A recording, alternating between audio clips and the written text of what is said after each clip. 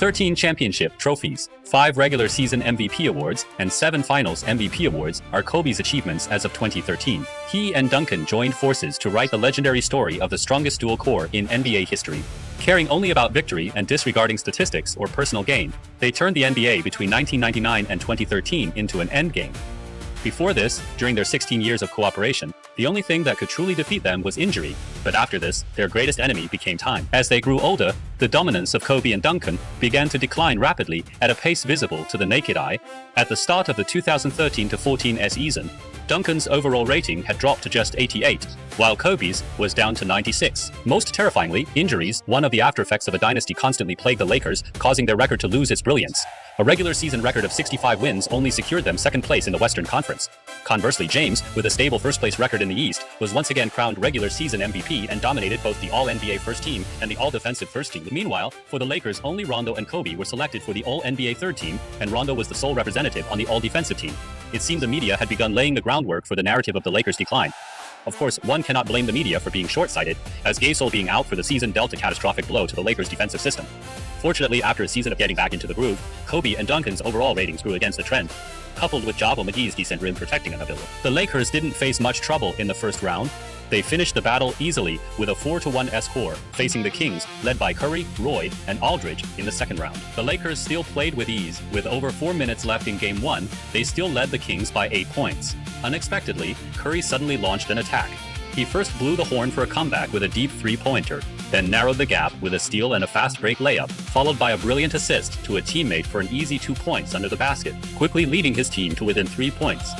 Unfortunately, the Lakers seem to have lost power, committing error after error. After Rondo was called for an offensive foul, the Lakers felt the thick, murderous intent radiating from Curry. Sure enough, in just an instant, Curry once again pierced the Lakers' net. Such godlike shooting made even the experienced Black Mamba look on in awe. However, Rondo, a multi-time champion and defensive stalwart, seemed not to have paid enough attention.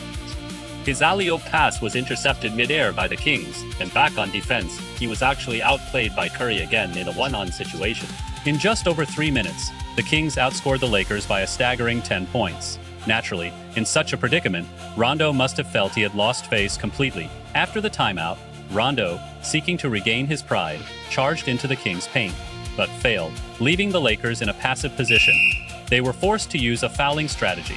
After Zerbiak made both free throws, the Lakers still had a chance for a comeback. Unfortunately, Rondo's pass was intercepted by the Kings again, and the Lakers were finally unable to turn the tide. In truth, this kind of loss wasn't the first for the Lakers this season. But in the post-Kobe and Duncan era, these growing pains of transition are perhaps unavoidable. After all, Kobe and Duncan are truly no longer young, and Rondo and Clay are actually very good successors. So even with a loss in the home opener, it didn't stop them from planning a confident comeback. In the second game, Kobe and Duncan actively played their leadership roles as veterans, forcing the Kings into turnovers right from the start. Both were extremely aggressive on the defensive end, causing Aldridge and Roy to struggle offensively. Had this been their prime, they surely would have capitalized on this. Unfortunately, at this moment, Duncan's offense had regressed significantly, with point-blank layups often rattling out. Luckily, Kobe was still in his late prime. In adverse situations, he could still force him state. The Black Mamba with his defense remained terrifying. In just a few possessions, Kobe drew fouls on drives, switched defense in time to steal from the opposing center, assisted Clay for an easy jumper, fought through screens to stick to Roy like glue, and hit his signature fadeaway after off-ball movement. Kobe's pressure made the Kings feel as if they were seeing the Kobe of years past, prompting them to call a timeout. But by then, the Lakers had already dragged the Kings into their own rhythm. They frequently displayed highly physical and pressing defense, leading to a severe underperformance by Roy and a dismal offensive showing from Aldridge, who didn't even need to go all out on offense, committed fully to defense. The result was often a one-sided blowout. Consequently, only 3 Kings players scored in double digits in Game 2. This was a classic Lakers-style victory, the very method behind their 13 championships.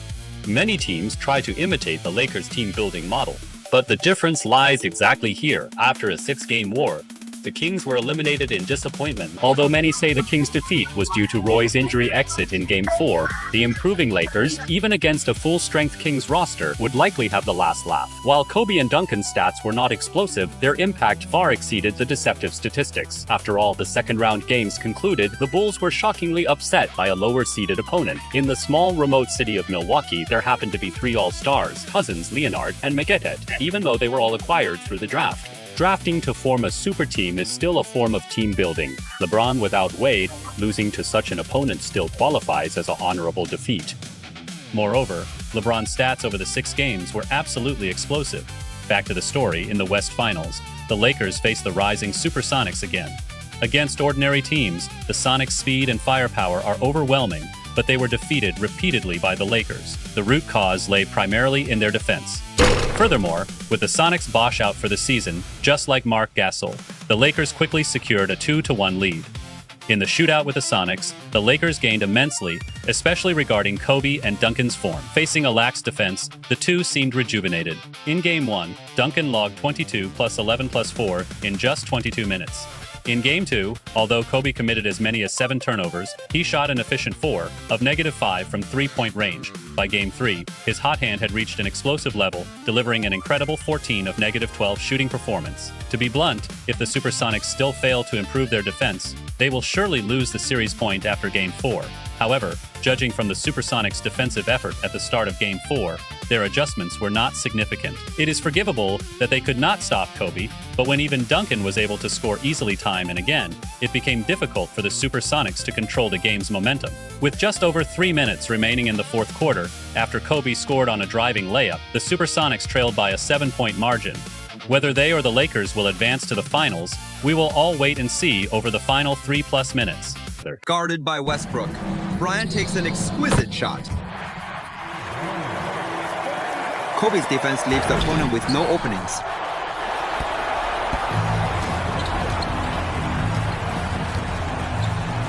He lofts the ball, but it is intercepted by O'Neal. On the right side, he gets fouled on the shot, and he'll have 2 free throws. Duncan picks up a foul. The defender is doing whatever it takes to protect the rim, reacting quickly to the shot. Duncan with the ball, and they get a second chance. Seattle grabs the rebound.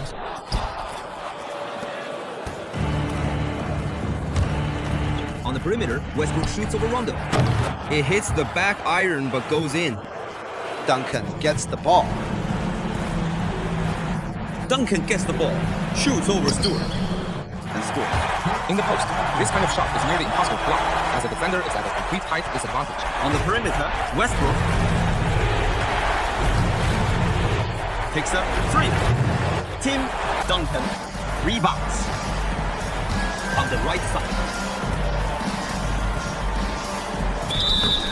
Kobe shoots and is fouled on the release, earning 2 free throws. This is his last foul opportunity. He can no longer play in this game.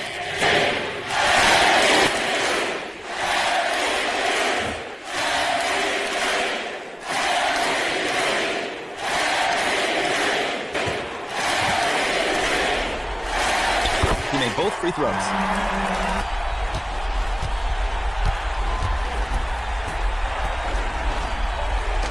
He makes both free throws. The shot is blocked. The ball goes out fast, and Seattle retains possession.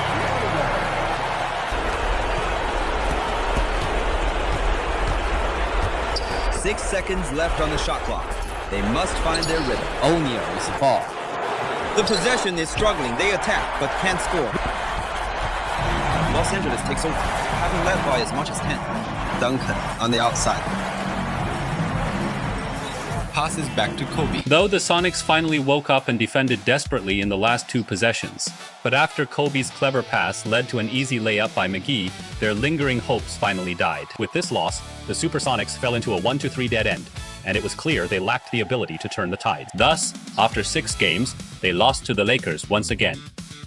Meanwhile, Kobe, Klay, Rondo, and Duncan, who were hitting their stride, were ready to face the challenge from the Eastern Conference's new champion. For over a decade, although the Bucks have made their first ever finals appearance, Williams, Magette, Leonard, Nene, and Cousins all possess tough playing styles and physical prowess. Only by matching the same level of intensity and confrontation can the Lakers maximize their chances of securing an 8th consecutive championship. However, the Lakers did not show their opponents enough respect in their actions, especially when it came to Leonard. During the Lakers' substitution rotations, they assigned the aging Dunleavy to guard Leonard. This allowed Leonard, who was already in good shooting form, to fully unleash his offensive firepower. With his relentless scoring barrage, the Lakers could only watch helplessly as the point differential continued to widen. More critically, the Lakers not only lacked defensive intensity, but also encountered significant issues on offense. They completely lost the composure they displayed in the previous series against the Supersonics. Rondo, who bore significant responsibilities, often made poor offensive decisions and low-level mistakes due to his inconsistent offensive skills. The Lakers found themselves torn between relying on Rondo's playmaking and leaning on an aging Kobe Bryant's isolation scoring. They exhibited an unusual lack of confidence.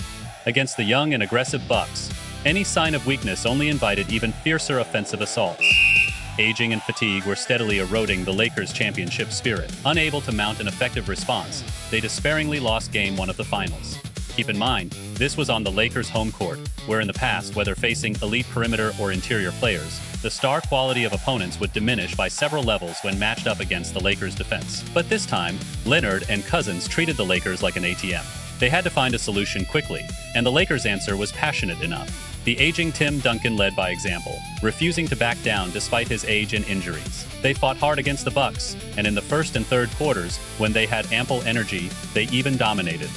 Unfortunately, after the fourth quarter began, the Lakers' offensive firepower came to a sudden halt.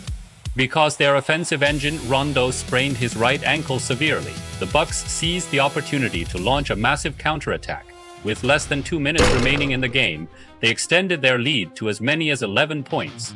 Even the home crowd fell silent, and the vast arena was filled with a suffocating stillness. At that moment, even the most die-hard Lakers fans had silently conceded in their hearts that the Lakers' season would end as the biggest losers.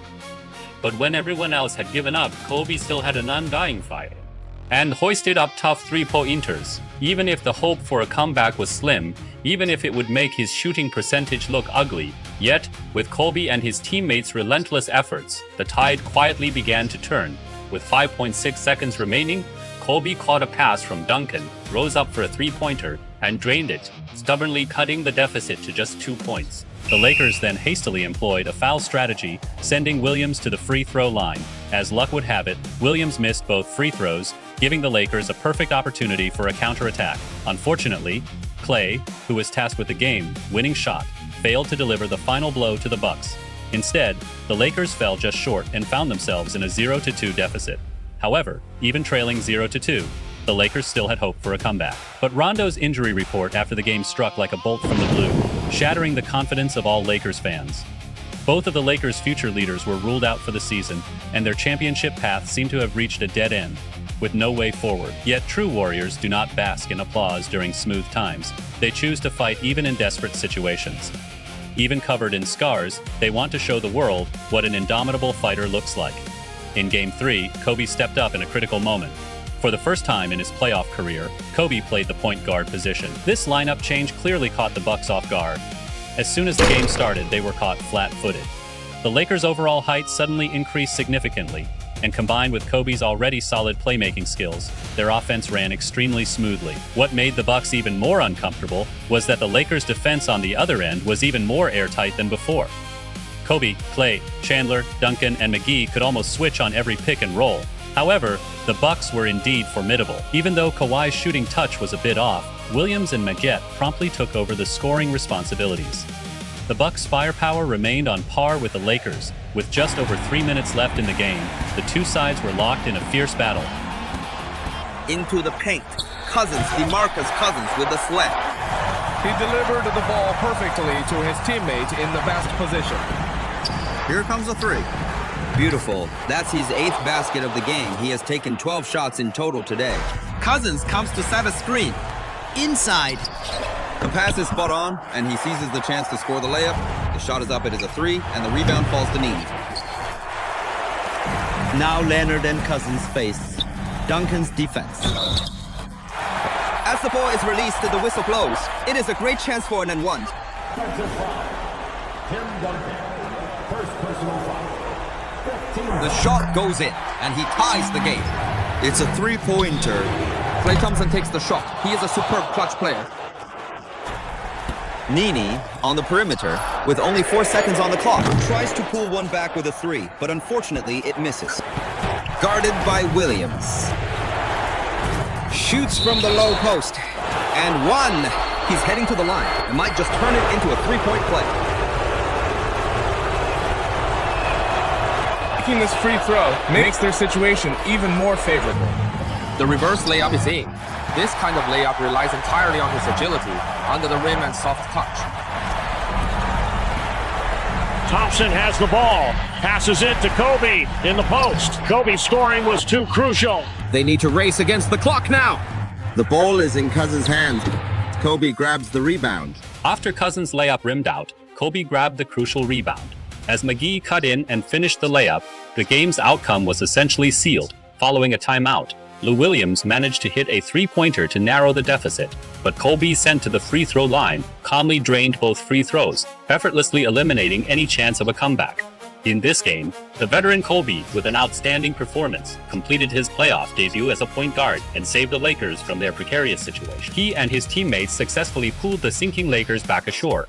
In the fourth game, Kobe, who was gradually finding his rhythm, played with even more ease, immediately delivering a timely assist to Klay at the start. Coupled with his own dominance over Lou Williams in the post and Duncan's ingenious secondary attacks, the Lakers' initial strikes were executed with formidable force. The Lakers started the game with a fierce and aggressive three-pronged attack. Their new offensive and defensive rhythm left the Bucks disoriented, and throughout the entire game, the Lakers kept them on the back foot. By halftime, the Lakers had already built a 20-point lead. By the end of the third quarter, the game was completely out of reach. The Lakers sent in their bench players early, and unexpectedly the series became tied. With this, the Lakers successfully reclaimed home court advantage, putting the young Bucks in a passive position. The Bucks grew increasingly impatient, while the veteran Kobe only became more determined. In the decisive final quarter of Game 5, Klay went cold, and Kobe became their only reliable scoring option. Lou Williams was overwhelmed and unable to mount any resistance. However, given his age, the veteran Kobe also missed several shots down the stretch. Fortunately, their defense held firm. After Maggette missed the game winner, the Lakers tenaciously dragged the Bucks into overtime. Kobe posts up Lou Williams. Score. The Lakers take the lead over the Bucks. Leonard holds the ball beyond the three-point line. Nini sets a screen. Shoots. McKee grabs the rebound. Now it is the old Mamba Kobe's turn. Kobe shoots a three-pointer. Another rebound for McGee. Not through a pass, but via an inside screen. Fadeaway jumper.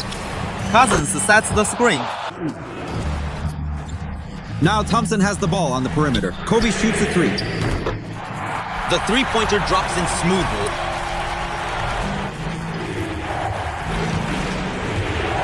Williams has the ball. Bryant is defending. And Cousins comes to screen. The three-pointer is up. But it is off the mark. Another missy shot. Just won't go in. Now Thompson has the ball facing Maggette's defense. As he shoots, he's fouled, earning 2 free throws. Good. Now Williams has the ball. Williams passes to Maggette, and the ball goes back to Williams. He misses this time, but earns 2 free throws. The foul was obvious, and the whistle blew. Kobe is called for the foul.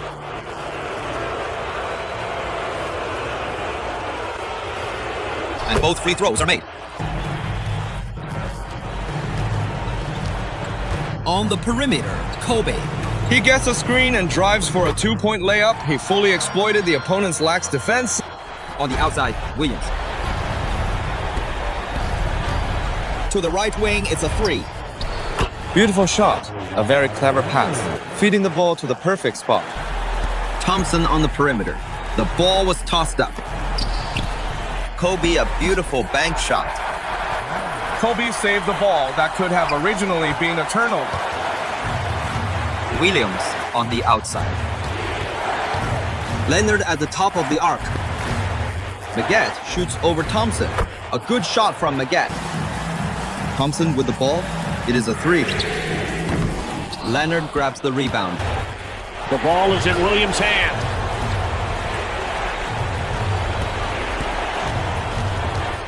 Ties the opponent. The referee blows the whistle. He missed the shot and will take 2 free throws. Kobe's defense was too intense. This resulted in him fouling out with 6 personal fouls. Now the Lakers are in big trouble. In just one overtime period, Kobe Bryant picked up 2 fouls due to defensive contact, accumulating a total of 6 fouls, and had to reluctantly leave the court. This left the Lakers in a desperate situation. It should be noted that Thompson's shooting touch had been cold since the fourth quarter. How will they save themselves? Let's wait and see. In the low post, Duncan gets the ball and scores smoothly. His lead pass allowed his teammate to score with ease. The Bucks call a timeout. Duncan truly lived up to his reputation as the former top interior player in the league, using his solid fundamentals to easily break through the Bucks' paint, buying the Lakers a brief moment to catch their breath. Unfortunately, after the timeout, McGee failed to contain Cousins. In the blink of an eye, the Bucks had tied the game. At the left wing, Duncan gets the ball. Duncan is truly superhuman. He doesn't hesitate at such a critical moment. These 2 baskets truly saved the Lakers, presenting the Bucks with a massive problem. Here is Williams with 4 seconds left on the shot clock. The game is nearing its end. The ball goes to Nini, then to Magette. Williams on the perimeter, leading the opponent. This three-pointer misses. They fouled intentionally. After Williams missed a three-pointer, the Bucks' situation took a sharp turn for the worse, and they quickly resorted to a foul strategy. After 2 consecutive fouls, Granger was sent to the free throw line. After Granger calmly made both free throws, the Bucks, with no timeouts left, had to go all in on a desperate three-point attempt. The clutch Lou Williams was truly ruthless. Instead of opting for a safe layup, he rose up and shot over Clay's defense, miraculously turning a dead end into a viable play. The Lakers called a timeout. The Bucks continued with a third, and Granger stepped to the free throw line once again. He made both free throws again. After Granger made both free throws without a miss, the Bucks had no other offensive options left except a desperate long-range three-pointer. As Magette's shot bounced off the rim, the Lakers tenaciously won 3 consecutive games to seize the series point. Kobe and Duncan, 2 veteran players, perfectly embodied what it means to be old but strong. Though their footwork was no longer as swift as in their youth, their experience and unwavering determination made them seem to have a second wind. They appeared to defy Father Time, proving not true champions. However, this reversal of fortune left the Bucks completely humiliated. At the very beginning of Game 6, they unleashed a terrifying level of defensive intensity. Defensive stalwart Leonard directly stood in front of Kobe. Compared to Williams, Kawhi's defense was both shadowing and physically intense. After a full game of immense exertion, Kobe's offensive touch sharply declined. Even with his dream-like footwork, it was difficult to easily break through Kawhi's suffocating defense, leaving the Lakers' offensive firepower severely lacking. Fortunately, they still had Thompson, and fortunately, Kobe possessed excellent in-game adjustment ability in critical moments. After 3 consecutive successful fast break counters, the Lakers finally cut the deficit to just 7 points. Unfortunately, on the ensuing offensive possession, the Lakers made a passing error. Their defense was also called for a foul. Even the connection between Clay and Kobe was intercepted by Kawhi. Yet even so, Kobe refused to give up. Returning to the defensive end, Kobe quickly responded with a steal from Kawhi and finished emphatically with a dunk. Kawhi did not back down either. On the next offensive possession, despite being double-teamed, he still fought hard to earn 2 free throws, finally steadying the Bucks' footing. The old Kobe still refused to let things go. Though he was running on fumes at this point, he still resolutely chose to attack Leonard. Fear, hesitation, and passing the buck would never appear in him, not even the slightest bit. The meaning of being willing to go 0 for -30 from the field lies in never yielding and crushing the opponent's defensive enthusiasm. Of course, such tactics do not always work, but it was from this that tenacity and courage were engraved in the hearts of the Lakers players. They knew that as long as Kobe was still on the court, the Lakers still had hope of winning. Whether the Bucks could withstand Kobe's fierce fighting spirit also became the key to the outcome for both sides. However, to win a championship, one must have a champion's heart. This means one must fight. A champion's heart is not about hesitating after being locked down by Kawhi. It is about resolutely drawing one's sword, even when outmatched. And even more so, it is the courage to actively match up and battle Kawhi to the death on both ends of the floor. A champion's heart is not about pumping fists when overwhelming an opponent, but about being able to deliver the final blow, even when one's bones feel like they are falling apart. It is not about enjoying cheers under the spotlight, but about practicing alone in the early morning hours until vomiting with no one cheering. A champion's heart does not acknowledge a glorious defeat. It only believes that winning is the only answer. When taking the court with this heart, the opponent does not see a man, but an inextinguishable wildfire.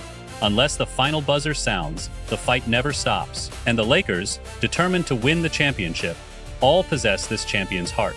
Perhaps the Lakers' talent at this moment is far inferior to that of the Bucks.